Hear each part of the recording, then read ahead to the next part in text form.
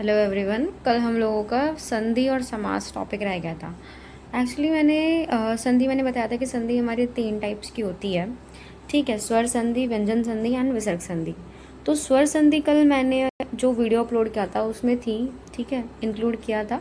But विसर्ग संधि में मुझे कुछ कन्फ्यूजन था, मैंने ट्रिक्स नहीं बनाए थे, इसीलिए विसर्ग संधि आज हम लोग वो विसर्ग संधि का टॉपिक लेंगे और साथ में समास पढ़ेंगे। ज़्यादा टॉपिक नहीं है, मतलब ज़्यादा बड़ा नहीं होने वाला, ये वाला वीडियो छोटा सा वीडियो होगा क्योंकि बहुत ज़्यादा बड़ा नहीं है इसमें, ठीक है, कुछ समझने के लिए। तो हम लोग विसर्ग संधि पढ़ लेते हैं। विसर्ग संधि होता क्या, देखो एक्चुअली कल मैंने बताया था संधि क्या होता है। जब हम लोग दो वर्णों के मेल, मतलब दो, जहाँ पे दो वर्ण मिल रहे होते हैं, दो वर्णों को आपस में ज्वाइन करना, जोड़ना, और फिर जो नया शब्द बनता है, ठीक है, दो वर्णों की, मतलब जैसे यहाँ पे एक ये पितुस आगे दे रखा है ना, यहाँ पे जो संधि होने वाली है किसके बीच में होगी, स और अ के बीच में। ठीक है, शब्द नहीं मिल रहा है यहाँ पे, स और आ मिल रहा है। दो वर्णों के मिलने से जो भी विकार या फिर जो चेंज उत्पन्न होता है, ठीक है, जो चेंजेस होते हैं उसके अंदर, उसको हम लोग संधि कहते हैं। ठीक है, तो संधि हम लोगों ने पढ़ी, 3 टाइप की होती है, स्वर, व्यंजन और विसर्ग संधि। तो कल हम लोगों ने स्वर संधि कंप्लीट कर ली थी। व्यंजन संधि आप लोगों के सिलेबस में नहीं है, तो हम लोग आज विसर्ग संधि पढ़ेंगे। तो विसर्ग संधि एक्चुअली होता क्या है, ठीक है। तो विसर्ग संधि में क्या होगा, ऑब्वियसली देखो संधि है तो यहाँ पे ऐड का ऑप्शन, मतलब ऐड का जो साइन है वो रहता है, ठीक है। और दो वर्ड्स को हम लोग यहाँ पे ऐड कर रहे होते हैं, दो वर्णों को ऐड कर रहे होते हैं, वर्ड्स भी नहीं बेसिकली। तो एक साइड हमारा क्या रहता है, विसर्ग रहता है। जो फर्स्ट हमारा वर्ण है उधर हमारा विसर्ग रहेगा। सेकंड साइड हमारा स्वर भी रह सकता है, व्यंजन भी रह सकता है। विसर्ग के बाद स्वर या व्यंजन आने से जो भी उसके अंदर चेंजेस आते हैं विसर्ग के अंदर, उसको हम लोग विसर्ग संधि कहते हैं। ठीक है, तो इसके टाइप्स हैं, एक्चुअली 5 टाइप की होती है जो हमारी विसर्ग संधि है। एक एक करके हम लोग देखेंगे कि कैसे कैसे होता है। तो सबसे पहले है हमारी रुत्व संधि। रुत्व संधि में क्या होता है, एक साइड हमारा सकार या शकार, सकार का मतलब क्या होगा, स आएगा लास्ट में, जैसे पितुस के लास्ट में स आ रहा है या तो श आएगा, ये श षटकोण वाला, ठीक है। और प्लस के सेकंड साइड हमारा कोई भी स्वर प्रेजेंट होगा, ठीक है, अ आ ई, ठीक है, कोई भी स्वर हो सकता है। तो जो जो स या श होगा, इसका आदेश, मतलब इसमें क्या चेंजेस हो जाएंगे, वो रू में चेंज हो जाएगा। और फिर रू के अंदर फर्दर चेंज, देखो स्टेप बाय स्टेप होती है हमारी संधि। सबसे पहले क्या होगा, सकार या शकार के बाद स्वर आने पर वो रू के अंदर चेंज हो जाएगा। फिर नेक्स्ट स्टेप में क्या होगा, ऊ का लोप हो जाता है। लोप का मतलब होता है गायब हो जाना, ठीक है। माँ मतलब उसको समझो कि हम लोगों ने उसको माइनस कर दिया, ठीक है। जब ऊ हट जाएगा तो हमारा सिर्फ रा बचेगा, ठीक है। तो लास्ट में बस हम लोग को रुत्व संधि में र ऐड करना होता है, इतना याद कर लेना, ठीक है। तो यहाँ पे पितुस और आज्ञा है तो पितृ और आज्ञा आ गया। फिर यहाँ से रा का लो, मतलब ऊ निकल जाएगा तो आधा रह जाएगा, और ये आधा रा और आ मिलके राज्ञा बना दिया इन्होंने, ठीक है। सेकेंड है हमारा उत्व संधि। उत्व संधि में क्या होता है, देखो उत्व संधि से समझ जाओ, ऊ इन्वॉल्व होगा इसके अंदर। होता क्या है, विसर्ग के पहले अ होता है और विसर्ग के बाद भी अ होता है, ठीक है। दोनों साइड जब अ आ रहा होता है ना, स्पेशली अ के केस में ही है ये, तो इसका जो विसर्ग है वो ऊ में चेंज हो जाता है। और हम लोगों ने पढ़ा था कि ऊ, ये ऊ और अ मिलके ओ बनाते हैं, तो ये ओ बन जाएगा, साथ में एक हमारा ये पूर्व रूप भी ऐड हो जाएगा, क्योंकि हमारे पास एक एक्स्ट्रा है। हम लोगों ने क्या पढ़ा था, प्लुत के बारे में हम लोग पढ़ रहे थे, ठीक है। कल कल की ही क्लास थी, आए थे या फिर परसों की थी, आई थिंक कल की ही थी। तो प्लुत हम लोगों ने पढ़ा था, प्लुत भी नहीं, पूर्व रूप है। जैसे संस्कृत भाषा में क्या होता है, जैसे श्लोका वगैरह में ना, हम लोग जहाँ पे ऐसे बार बार या फिर दो स्वर होते हैं, तो उसमें हम लोग ये पूर्व रूप लगा देते हैं। पूर्व रूप क्या होता है, इसको हम पढ़ते ही हैं। जैसे हमने क्या किया, देखो रामः था, इधर अत्र था, मतलब इधर भी अ है, म के अंदर एक अ है, फिर विसर्ग है, फिर दूसरी साइड भी प्लस की साइड हमारा अ है। तो ये जो विसर्ग है किस में चेंज हो जाएगा, ऊ के अंदर, ठीक है। अब ऊ किस में कन्वर्ट हो गया, ओ। तो ये क्या बनेगा, रामो और अत्र। लेकिन इस अ को हम ऐसे नहीं लिखेंगे, इसको हम लोग पूर्व रूप यानी साइन, इसका साइन चेंज कर देंगे, ठीक है। सत्व संधि में क्या होता है, सत्व संधि तो समझ जाओ कि स ऐड हो रहा होगा विसर्ग के बाद जब खर प्रत्याहार आता है। मैंने कल भी बताया था माहेश्वर सूत्रों में कि हम लोग प्रत्याहार कैसे चेक करते हैं, ख और रा के बीच में जो 14 माहेश्वर सूत्र थे ना, उनमें से देख लेना जैसे ख और रा के बीच में कौन कौन से वर्ण आ रहे हैं। वो अगर वर्ण आते हैं विसर्ग के बाद तो हमारा स वहाँ पे ऐड हो जाएगा। जैसे नमः प्लस ते, तो नम, ये विसर्ग गायब हो जाएगा और इसकी जगह पे स आ जाएगा, ठीक है। नेक्स्ट है यत्व संधि। यत्व संधि में कुछ नहीं होता, देखो विसर्ग के बाद अगर कोई हमारा स्वर आता है, या फिर ह या व र ल, या फिर कोई भी कावर्ग, चावर्ग, टावर्ग हम लोगों ने पढ़े थे ना, इसमें ऐसे 25 वर्ण होते हैं, उसका थर्ड फोर्थ फिफ्थ इसमें से कोई आता है ना, तो जो विसर्ग है उसका लोप हो जाएगा। अगर तुम्हें फिर भी कुछ समझ नहीं आ रहा है तो मतलब तो उसमें कोशिश करना है कि लोप वाला चूज़ कर लो, अगर ऐसा है तो, वहाँ पे ऑलरेडी विसर्ग दे रखा है तो तुम्हें लग रहा है कुछ और नहीं बन रहा ऊपर के में से, तो वहाँ पे फिर वो लोप ही होना होगा विसर्ग का। और इसमें क्या है सुलोप संधि में कि सह प्लस सह या एश की जगह पे उसके बाद अगर व्यंजन आता है तो इसमें के अंदर सह और एश के अंदर जो विसर्ग है इसका लोप हो जाएगा, यानी ये गायब हो जाएंगे।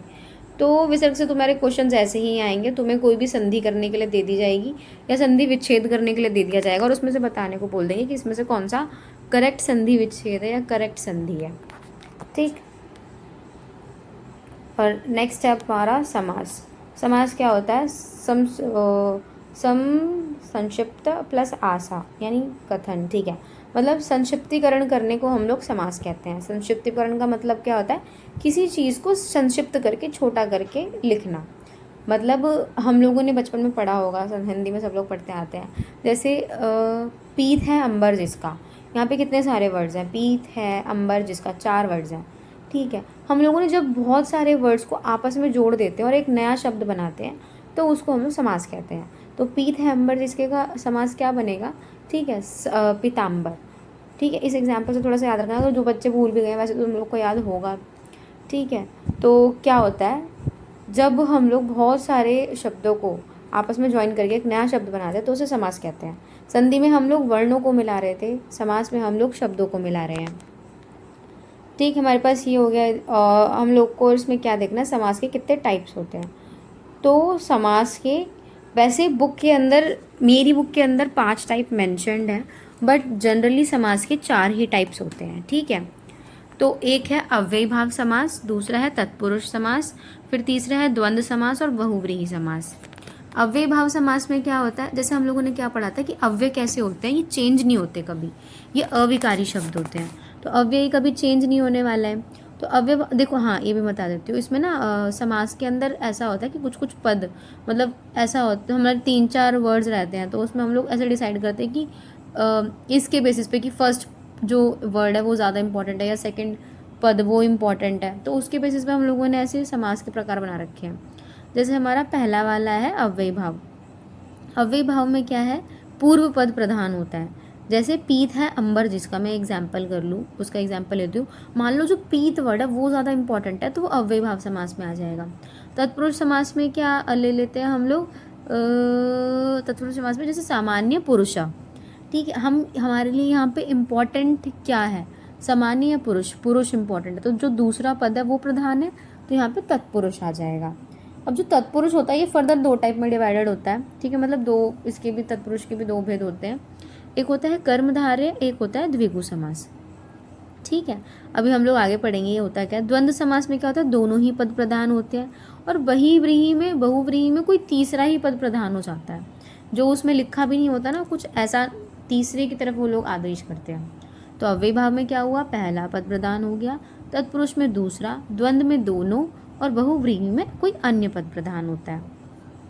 तो अव्ययी भाव समास का ऐसे एग्जाम्पल हम लोग देख लेते हैं।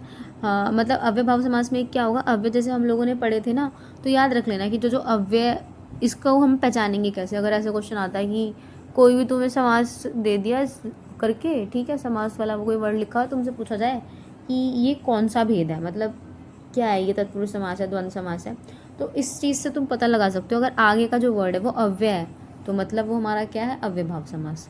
ठीक है, इसके सब टाइप्स हैं बहुत सारे, 20-25, लेकिन वो तुम्हारे सिलेबस में नहीं है, ये सब भी छोड़ देने हैं, उसके सब टाइप्स ही हैं। तो नेक्स्ट है हमारा तत्पुरुष समास। तत्पुरुष समास में क्या होता है? हमारा दूसरा पद प्रधान होता है। ठीक है, जैसे हम लोग किसका एग्जाम्पल लें जो इजी हो। अच्छा ठीक है, जैसे हमारा ये दे रखा है भूताया प्लस बलि। ठीक है, इसमें हम लोग इम्पॉर्टेंट क्या है कि जब हम भूत की बलि दे रहे हैं, बलि हमारा ज़्यादा इम्पॉर्टेंट है, तो इसीलिए हमारा मतलब सेकंड पद इसमें प्रधान है। दूसरा भ्राते हितम में हित के लिए जो भी हम लोग कर रहे हैं, यहाँ पे हित पे ज़्यादा जोर दिया गया है, मतलब दूसरा पद इम्पॉर्टेंट है तो तत्पुरुष समास हो जाएगा। ये तत्पुरुष के ना और टाइप्स दे रखे हैं, ये भी तुम्हारे किसी काम के नहीं है। मैंने तुम्हें बुक का जो PDF सेंड किया उसमें बहुत सारे एग्जाम्पल्स हैं, मतलब एक समास के ना 20-25 एग्जाम्पल्स हैं। तो अगर तुम वो एक बार रीड आउट भी कर लोगे ना तो भी तुम्हारे लिए ना बहुत ईजी हो जाएगा। अगर तुमने दिन मतलब एग्ज़ाम से पहले 2-3 बार भी उनको रीड आउट कर लिया तो कुछ ऐसा सेम सा आता है ना, तो तुम वैसे ही पहचान लोगे। ओके, तो हम तत्पुरुष समास की भेद की बात कर रहे थे। तो ये 2 टाइप के होते हैं, एक होता है कर्मधारय समास, एक होता है द्विगु समास। तो पहले देखते हैं हम लोग कर्मधारय क्या होता है। जिस समास में विशेषण विशेष्य अथवा उपमान उपमेय एक साथ प्रधान होते हैं वह कर्मधारय समास होता है। मतलब जो कर्मधारय समास में पहला शब्द क्या होगा, विशेषण, दूसरा शब्द होगा उसका विशेष्य। विशेषण विशेष्य हम लोगों ने पढ़ा था कि कोई भी जो ऑब्जेक्ट है जिसकी विशेषता बताई जा रही है उस ऑब्जेक्ट को हम विशेष्य कहते हैं, और जो विशेषता बताता है जो शब्द उसको हम लोग विशेषण कहते हैं। ठीक है, कर्मधारय समास में विशेषण विशेष्य होता है और दोनों ही प्रधान होते हैं। ठीक, जैसे कि कृष्ण सर्प। कृष्ण सर्प में क्या है कि जो हमारा बड़ा क्यों नहीं हो रहा है, कृष्ण सर्प में क्या है, कृष्ण और सर्प, सर्प के बारे में बात हो रही है। सर्प हमारा विशेषण हो गया और कृष्ण का मतलब जो सांप है वो काला है, तो काला उसकी विशेषता बता रहा है, तो यहाँ पे विशेषण विशेष्य का एक वो लग जाएगा। ठीक है, कॉन्सेप्ट। तो इसको थोड़ा सा देख लेना। जैसे चंद्र एव मुखम, के चंद्र के समान मुख, घन एव श्याम, श्याम जैसा घन, घना श्याम घना है, कुछ इस टाइप का इसका बन रहा है, घन श्याम। मुझे नहीं पता यार सीरियसली घन श्याम का मतलब क्या है। ठीक है, नेक्स्ट है हमारा कमल एव नयनम, मतलब कमल जो कैसे जो नयन है वो कमल के समान है। तो जो चीज़ें हमारी विशेषता बताती हैं, यहाँ पे हमारे विशेषण लग रहा है, तो इसको देख के तुम समझ जाओगे सबसे जल्दी कर्मधारय और बहुव्रीहि ही पता चलता है। तो कर्मधारय यहाँ से हो गया। और हमारा द्विगु क्या होता है, द्विगु में क्या होता है, देखो हमारे 2 शब्द होते हैं। ठीक है, तो जो पहला शब्द होता है वो संख्या होता है, संख्यावाची शब्द होता है, और जो दूसरा पद होता है वो संज्ञा, कोई भी नाउन। ठीक है, कुछ भी होगा सेकंड वाला, लेकिन पहले क्या आता है, हमारी संख्या आती है। तो जहाँ पे भी तुम्हें नंबर दिखे, जैसे सप्ताह में क्या दे रखा है, सप्ताह नाम नाम समाहारा। अगर तुम सप्ताह भी दिया जाता है तो मैं सप्त प्लस हार, ऐसा है, आर, सप्ताह, आह। ठीक है, तो जो सप्त है हमारा, सप्त में यहाँ पे नंबर आ जाएगा, संख्या आ जाएगी, तो यहाँ से आइडिया लगा लेना ये द्विगु समास है। और ऐड करने के लिए आता, तो मैंने सेम एग्जांपल्स मतलब दे रखे हैं कि कैसे ऐड करना है, कैसे इनका विच्छेद करना है। एग्जांपल्स एक बार गो थ्रू कर लेना, उससे तुम लोग को आइडिया लग जाएगा। अभी हमारा है बहुव्रीहि समास। इसमें क्या होता है, कोई तीसरा ही पद प्रदान होता है उन दोनों के अलावा। जैसे मैंने पीताम्बर का एग्जाम्पल लिया था, पीतम अम्बरम यस्य सा, पीत है अंबर जिसका, ना तो पीत की बात हो रही है ना अंबर की बात हो रही है, जिसका हम पीताम्बर उसको, जिसको मतलब पीत है अंबर जिसका, जिसके कपड़े पीले हैं, किसके पीले हैं, पीताम्बर के। ठीक है, तो श्री कृष्ण के। तो वो किसी तीसरे व्यक्ति की ओर या तीसरी चीज़ की ओर इशारा करते हैं, जो बहुव्रीहि समास होते हैं।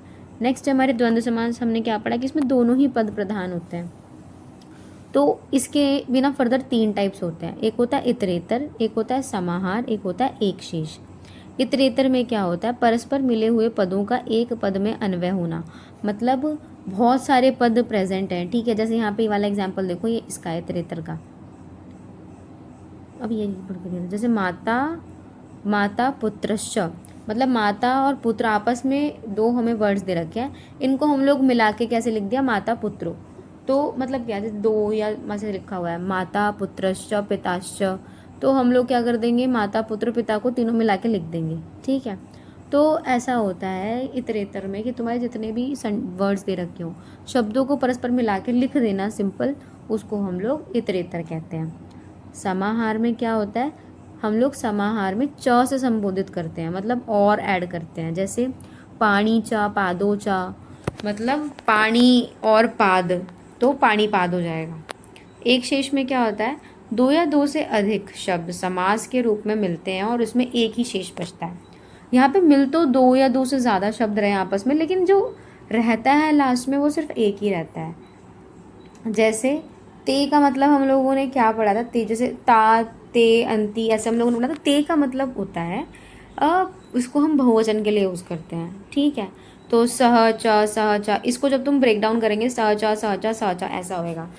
तो इस टाइप के जो वर्ड्स होते हैं, ठीक है, मतलब होते तो बहुत सारे वर्ड्स हैं, 2 या 2 से अधिक होते हैं, लेकिन उसमें सिर्फ कोई एक ही स्पेशल वर्ड शेष बचता है लास्ट में, तो उसको हम लोग ये कहते हैं एक शेष द्वंद्व समास।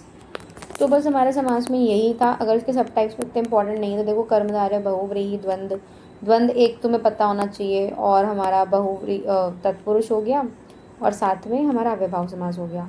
इसके जितने भी एग्जाम्पल्स हैं मैंने तुम लोग को सेंड किए थे, वहाँ से पढ़ लेना। अब भी कल भी मैंने बोला था, अभी भी मैं बोल रही हूँ, थोड़ा सा अनुवाद की प्रैक्टिस करते रहो। और हाँ, सबसे इम्पॉर्टेंट चीज़, अगर तुम लोग ये वीडियो देखो, मैं देखो तुम लोग को ये व्हाट्सएप ग्रुप में भी शेयर करूँगी, मैं इंस्टा पे भी शेयर करूँगी, यूट्यूब पे तो ऑलरेडी ये अपलोडेड ही रहेगा। तो मेरे को तुमसे बस इतना ही बोलना है, क्योंकि देखो हमारे पास ज़्यादा टाइम नहीं बचा है, ठीक है। मैं अभी कोशिश करूँगी, तुम लोग काफ़ी सारे डाउट्स मुझसे पूछते हो, लेकिन पर्सनल मैसेज करके पूछते हो, और पता है मेरे पास किसी का भी नंबर सेव नहीं है। तो मुझे बहुत प्रॉब्लम होती है कि किस बच्चे ने मुझे क्या मैसेज किया था, कितने दिन पहले कौन सा डाउट पूछा था। अगर कोई छोटा मोटा डाउट है जो मैं तुरंत क्लियर कर सकती हूँ तो मैं तुरंत बता देती हूँ, और कितने बच्चों के डाउट ऐसे होते हैं मैं तुरंत नहीं बता पाती हूँ, ठीक है। तो क्योंकि बड़ा होता है मेरे पास उस टाइम पे टाइम ना हो, मैं कॉलेज में हूँ, या कुछ भी रीज़न्स हो सकते हैं। तो इस वीडियो के नीचे मुझे कमेंट कर देना तुम्हारे जो भी डाउट्स होंगे, पढ़ लो पूरा। आयुर्वेद में तुम्हें कोई डाउट है, तुम्हें साइंस, मैथ्स मत पूछना, देखो मेरी मैथ्स बहुत गंदी है, ऑल्दो मेरे 10th में अच्छे मार्क्स आए थे, लेकिन अब मैं भूल चुकी हूँ, बहुत साल हो गए। तो तुम्हें साइंस में कोई डाउट है, या फिर तुम्हें क्या बोलते हैं, आयुर्वेद में कोई डाउट है, तुम्हें संस्कृत में कोई भी डाउट है, तुम्हें जहाँ भी कोई डाउट होता है, ठीक है, या फिर तुम्हें कोई क्वेश्चन सॉल्व कर रहे हो, वो क्वेश्चन तुम्हें समझ नहीं आ रहा, तुमने चैट जीपीटी भी कर लिया, यूट्यूब भी कर लिया, नहीं समझ में आ रहा, तो जो भी तुम्हारे डाउट्स होते हैं ना, इसके कमेंट सेक्शन में डाल देना, ठीक है। जो भी तुम्हारे डाउट्स होंगे इसके कमेंट सेक्शन में, तो फिर मैं उसी के बेसिस पे नेक्स्ट वीडियो बनाऊंगी। लेकिन प्लीज़ मुझे पर्सनल मैसेज मत करना, और ग्रुप में भी मत करना, क्योंकि ग्रुप में काफ़ी सारे बच्चे और इतने मैसेजेस में स्क्रॉल नहीं कर पाती हूँ, पढ़ भी नहीं पाऊँगी, ठीक है। और काफ़ी तुम लोग मुझे पर्सनली मैसेज करते हो, अभी भी मैं बोल रही हूँ, मुझे डाउट्स बता देना। एक वीडियो में तुम लोग के सिर्फ डाउट्स की ही लेके आ जाऊँगी, और कोशिश करूँगी तुम लोग के सारे डाउट्स में कवर कर दूँ। तो तब तक तुम लोग पढ़ते रहो, बाकी कुछ भी डाउट होता है तो प्लीज़ लेट मी नो, मैं अपनी तरफ से पूरी कोशिश करूँगी उसको सॉल्व करने की।